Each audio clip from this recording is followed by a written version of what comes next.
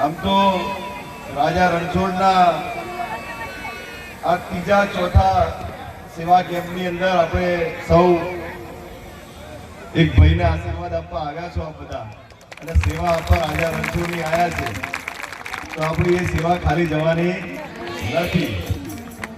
આવનાર સમયની અંદર જેમ ભૂપેન્દ્રસિંહે વાત કરી કે આપણા વિધાનસભાની અંદર જેટલા બી ભજન મંડળ છે, જેટલા બી ભજન મંડળ નાના મોટા ચાલતા હોય, એ ભજન મંડળની જે પણ જરૂરિયાત હોય એ બધાને એક સાથે એક મંડપ નીચે ભેગા કરવાના અને જે જરૂરિયાત હોય એ સંપૂર્ણ રીતે દિવસે પૂરી થાય એવો એક આશ્રયથી બધાને હું ભેગા કરવાનો છું કે 73 ગામની અંદર જેટલી ભજન મંડળી, મારા બહેનો માતાની જેટલી ભજન મંડળી છે, એમની સાથે હું ભાઈ તરીકે વચ્ચે બેસીને ભજન ગાઉં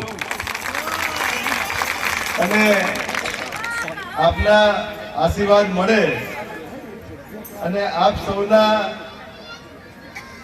આશીર્વાદથી આજે રાજા રણછોડની દયા અને મહાદેવજીની કૃપા અને મા અંબાની મા મેરડીની કૃપાથી આપના સૌના આશીર્વાદથી ધારાસભ્ય બન્યો અને ધારાસભ્ય બાદ આજે ગુજરાત સરકારનો મંત્રી તરીકે મારી જવાબદારી બની છે. આપ સૌના આશીર્વાદથી બની છે. આપણે ટૂંક સમયની અંદર એક મોટું આયોજન કરવા જઈ રહ્યા છીએ. એની અંદર ભજન મંડળી જેટલી બી વિધાનસભાની મંડળીઓ છે તે બહેનોને એક મંડપ નીચે લાવવાના, એ મંડપમાંથી એની સાથે બેસી અને ખૂબ મોટું ભજન કરવાનું છે આપણે. અને ભજનમાં તમે કહેશો એ કલાકાર લાવીશું, હું તો કલાકાર છું જ, પણ તમે કહેશો એ કલાકાર લાવીશું, કારણ કે રાજકીય અંદર કલાકારી કરવી જ પડતી હોય છે. એટલે કલાકાર તરીકે મારી જવાબદારી આપ સૌને સાચવવાની છે. અને જેમ રક્ષાબંધનની દિવસે મારી 700 બહેનો મને રાખડી બાંધવા આવી હતી, તો એની મારી જવાબદારી બને છે બહેનોને મારે સાચવવાની જવાબદારી. આજે ટૂંકા સમયની અંદર 12 ગામમાંથી ભજન મંડળી પધારી છે અને જેટલાના સન્માન થયા છે, મેઇન વ્યક્તિના સન્માન થયા છે, એ વ્યક્તિગત રીતે સન્માન નથી, પણ એનો એક જવાબદાર વ્યક્તિ તરીકે તમારા બધાએ સાથેનું સન્માન કર્યું છે. એટલે પાછું શું છે કે જોડે જોડે વાતો થાય કે સંતાનું કર્યું પણ મારું ના કર્યું, એટલે આ તો માફ કરજો. એટલે કહેવાનું વાત એટલે કે બધાનું સન્માન મારે કરવું જરૂરી નથી, મતલબ આપ આયા છો એટલે સન્માન કરવું મારા માટે જરૂરી હતી.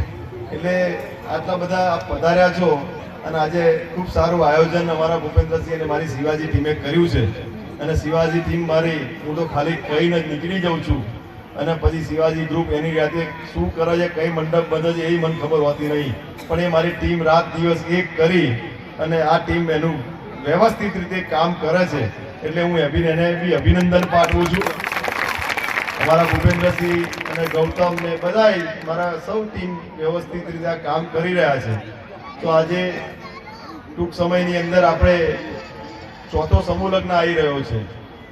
જે મા બાપ વગરની દીકરીઓ હોય, ગરીબ દીકરીઓ હોય, જરૂરિયાતમંદ દીકરીઓ હોય, એવી દીકરીઓ આપણા ધ્યાને હોય તો આપણે ચોથા મહિનાની અંદર ચોથા સમૂહ લગ્નનું આયોજન કરવા જઈ રહ્યા છીએ.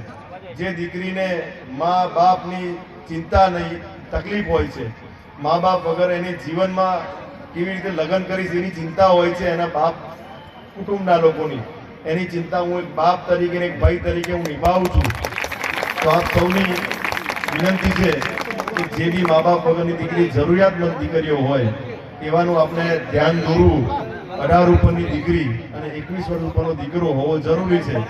કારણ કે આપણા રાજ્યના મુખ્યમંત્રી શ્રી ભૂપેન્દ્રભાઈ પટેલ સાહેબ, આજે ભૂપેન્દ્રભાઈ પટેલ સાહેબના નેતૃત્વ હેઠળ, આપણા નાયબ મુખ્યમંત્રી શ્રી હર્ષ સંઘવી સાહેબના નેતૃત્વ હેઠળ આજે એ દીકરીને 7 ફેરા સમૂહ લગ્નના અને 7 ફેરા સમૂહ લગ્નના અને કુંવરબાઈ મામેરાના એમ કરી 24,000 રૂપિયા મળવા પાત્ર છે.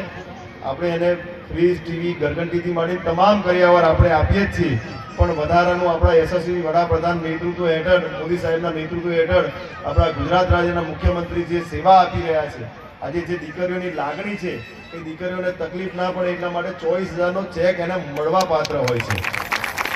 એટલે આપ સૌનો મારા ઉપર આશીર્વાદ રહે એક ભાઈ તરીકે, એક દીકરા તરીકે તો આપ સૌને વિનંતી છે કે આપ આવનાર સમયની અંદર જ્યારે બી યાદ કરું ત્યારે તમે હાજર રહો એવી મારી અપેક્ષા છે અને લાગણી છે.